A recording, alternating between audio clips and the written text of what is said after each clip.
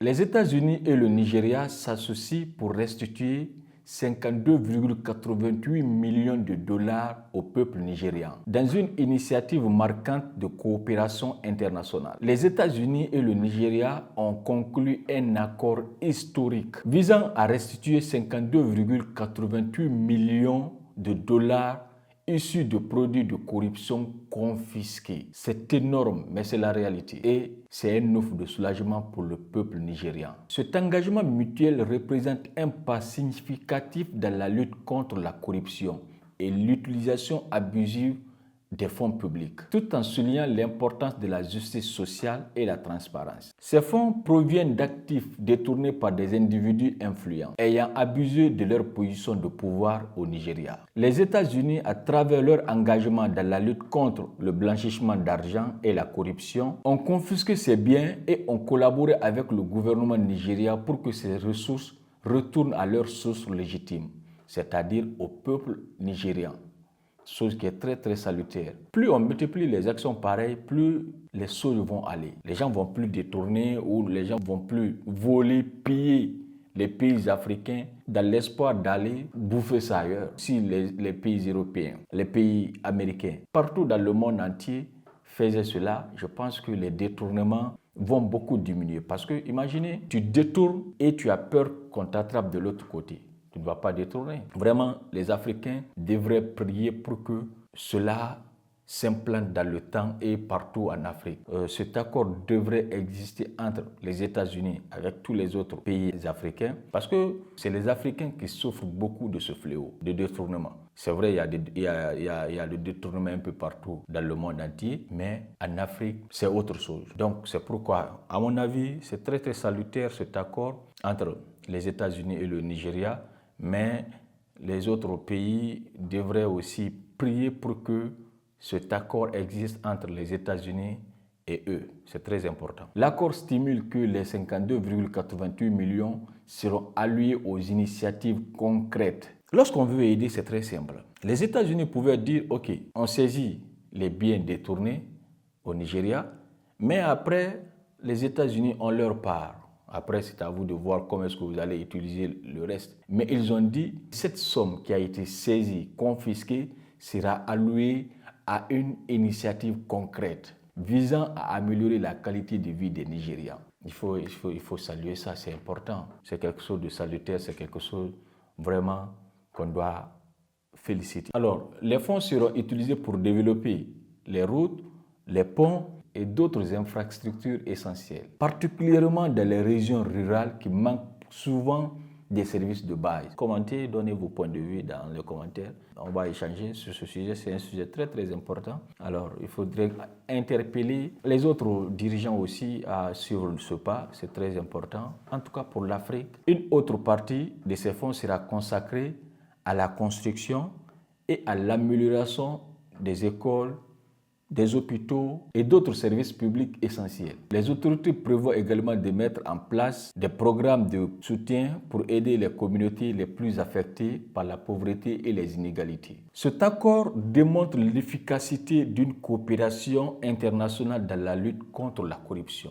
Ça, c'est clair. Ce sont des coopérations qu'on devrait multiplier pour tous les pays africains. Aucun Africain aujourd'hui n'a besoin qu'on l'apprenne qu'il y a des détournements par-ci, par-là en Afrique. Aucun Africain. Lorsqu'on voit des solutions qui peuvent au moins bloquer l'avancée de ce fléau, je pense que c'est salutaire. Les États-Unis ont salué les efforts du Nigeria pour s'assurer que ces fonds soient utilisés de manière transparente et pour le bien-être des citoyens. Cet accord envoie un signal fort à ceux qui cherchent à détourner les ressources nationales. En tout cas, si le message est partagé partout en Afrique, ça devrait inquiéter beaucoup de dirigeants. Ça devrait les inquiéter parce que ce sont des voleurs. Ce sont des voleurs, des détourneurs, des pilleurs. Il faudrait qu'on partage cette vidéo, qu'on essaye de partager cette information pour que ceux qui songent encore à le faire se disent attention, ceux qui pensent aller aux États-Unis pour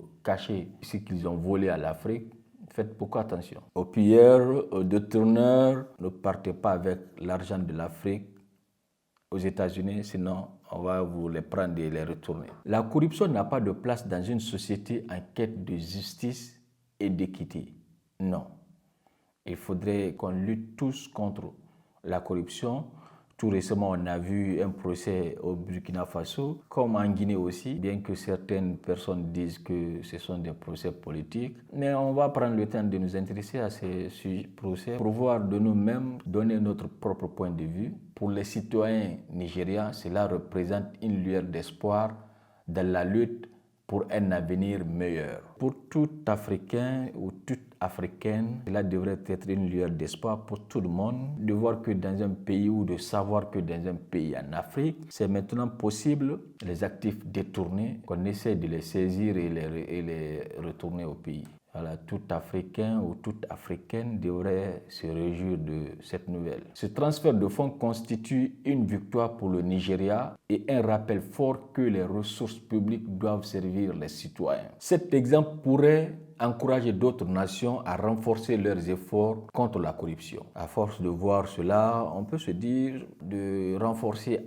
davantage les efforts consentis pour lutter contre ce fléau, parce que tous ceux qui pensent à aller dans la fonction publique en Afrique ont une seule idée en tête. Je pars, je cherche ou je prends pour moi. Alors, j'essaie de sécuriser cela. Ce n'est pas aller pour rendre service à sa nation, non, ce n'est pas cela. Mais c'est partir, piller lorsqu'on a l'occasion, voler en grande quantité et puis après mettre sa famille à l'abri. C'est le moment de lutter contre cela, mesdames et messieurs. Qui parle de Nigeria doit forcément connaître Aliko Dangote. Alors, Aliko Dangote, considéré comme la première fortune d'Afrique, a été reçu en audience le mardi 14 janvier 2025 par le président guinéen, le général Mamadi Doumbouya, au palais Mohamed V à Conakry. Les discussions ont porté sur des partenariats stratégiques dans des secteurs clés tels que les hydrocarbures, l'agriculture et les infrastructures.